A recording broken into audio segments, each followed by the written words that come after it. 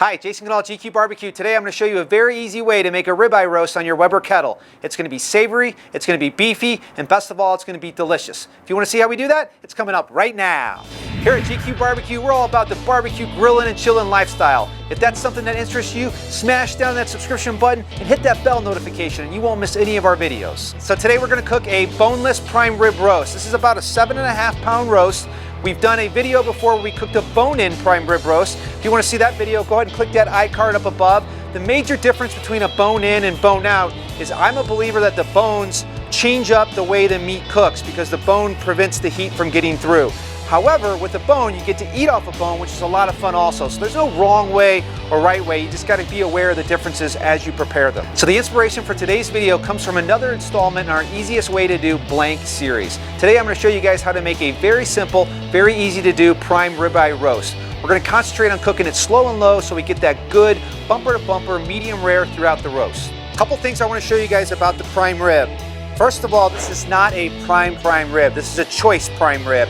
About 55% of all beef is graded out as choice. About 3% of all beef is graded out as prime. If you get a chance to buy a prime rib, do it. It's going to be absolutely fantastic.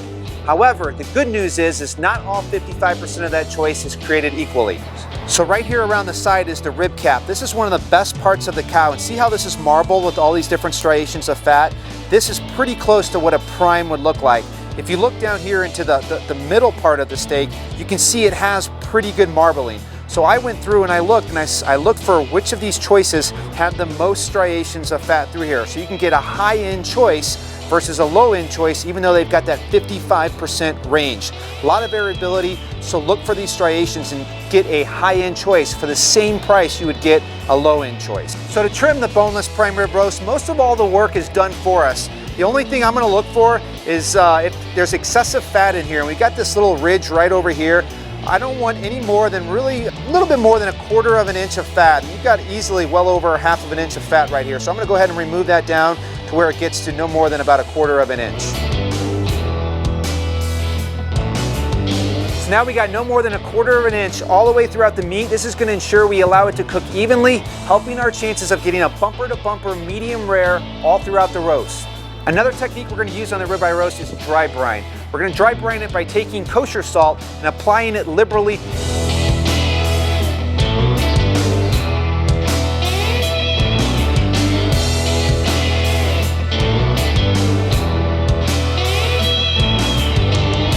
We're then going to wrap it up in saran wrap, put it in the refrigerator and let it sit for at least 24 hours. This process is important because the salt is going to get down into the meat, ensure that it stays nice and moist, as well as bring out a lot of the natural, tasty beef flavors. So the roast is coated with kosher salt, wrapped tight. We're going to put it into the refrigerator for 24 hours and then onto the Weber. So the roast has been dry brining overnight for 24 hours. Next thing I want to do is apply a nice thick coat of the Holy Cow BBQ Rub from Meat Church. So what I like about this rub is it's got nice thick granules of black pepper in here. And if you know one thing, it's beef loves salt and pepper. So we already got a good layer of the salt through the dry brine. We're going to complement that by adding the Holy Cow Meat Church to it. I think we're going to have a delicious tasting rib roast.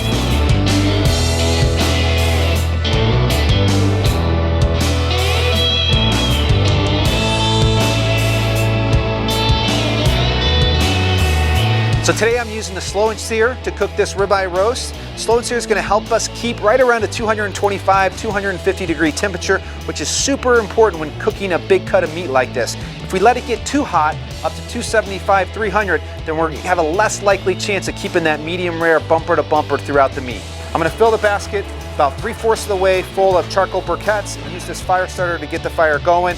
We're going to keep the vents wide open until we reach our target temperature of about 225 degrees. Then we're going to ratchet them down to about halfway to ensure we stay at about 225, 250. I'm also going to take about a cup of hot water and put it in the water reservoir here in the slow and sear.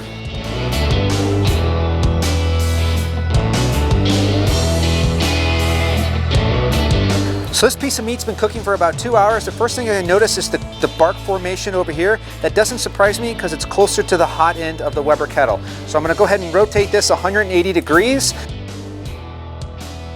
So so that it'll keep an even cooking process and to ensure most of our meat finishes right around that 130 degrees. I'm going to monitor it with the Thermopin. I'm going to pull it off once it hits 130 degrees. If we wanted to reverse sear it, I'd pull it off at 125 degrees. This ribeye roast has been cooking for about 3.5 hours. I think we're pretty close to our target temperature of 130 degrees, so I'm going to go ahead and measure it. One of the things I'm looking for is it's going to start out high and it's going to get lower, lower, lower, and then it's going to go back higher again. The lowest point is going to be right in the middle. I want that middle spot to be about 130 degrees. Let's see where we're at. 129, right in the middle right there.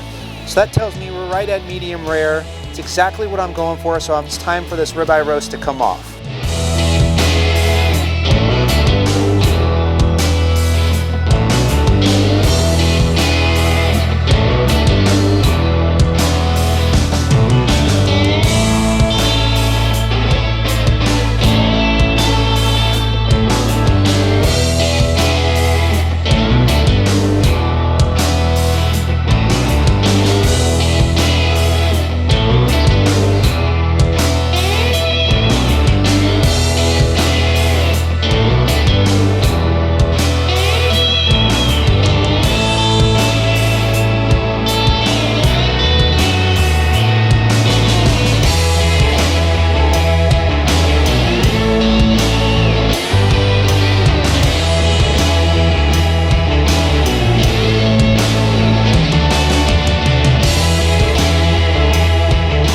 So by cooking the prime rib at a super low temperature between 225 and 250 degrees, we're able to keep a good medium rare throughout the entire roast. We pulled it off right when it hit 130 degrees.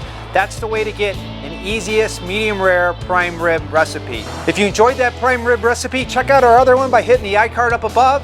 See you guys on the next video. Jason Canal, GQue BBQ.